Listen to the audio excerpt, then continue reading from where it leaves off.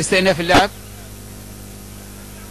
عمر داوود يرجع كرة للخلف.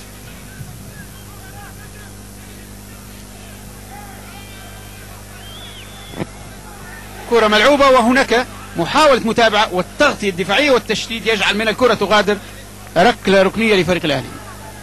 إذا ركنيتين لكل فريق، وهنا المتابعة والعودة وإبعاد الكرة كان عن طريق اللاعب حاتم عبد الله.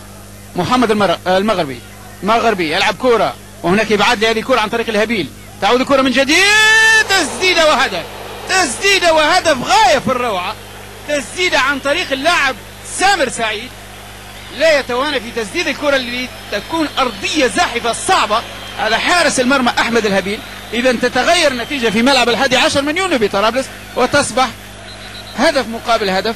بعد مرور 14 دقيقة يستطيع اللاعب العراقي سامر سعيد أن يأتي بالهدف. نشاهد إبعاد الكرة بقبضة اليد عن طريق حارس المرمى أحمد الهبيل، ونشاهد سامر سعيد كيف سدد الكرة مباشرة بالقدم اليمنى، وكيف انطلقت الكرة في اتجاه المرمى بين الخشبات الثلاثة، معلنة عن تسجيل الهدف الأول لفريق الأهلي. إذا هدف غاية في الروعة، ونحن دائما بأمس الحاجة لمثل هذه الأهداف ولكل الأندية. فالتسديد المباغت حتما سيشكل خطورة على حراس المرمى. التسديدة لم يكن بإمكان حارس المرمى أحمد الهبيل إبعادها أو حتى التفكير في إبعادها، لأن الكرة كان تسديدها مباشر على المرمى. إذا سامر سعيد يأتي بهدف التعديل في الدقيقة 14 من زمن هذا الشوط. إذا بعد 14 دقيقة أحمد أجلو خلف الكرة، يترك كرة يموه، ولكن حكم اللقاء يطلب الإعادة في تنفيذ الضربة الحرة. وصلنا للدقيقة 41، كرة مرفوعة عالية، وهدف ثاني لمصلحة فريق الأهلي. إذا هدف بإمضاء اللاعب عمر داوود. عمر داوود اللي كان ارتكب خطأ يكفر عن الخطأ اللي ارتكبه في الشوط بداية الشوط في الهدف، ويأتي بهدف التعزيز.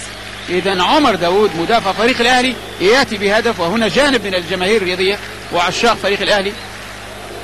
إذا كرة مرفوعة كانت بشكل رائع، ونشاهد عمر داوود والارتقاء ولعب الكرة في الجهة اليمنى لحارس المرمى، أي في نفس المكان اللي كان سجل منه الهدف الأول.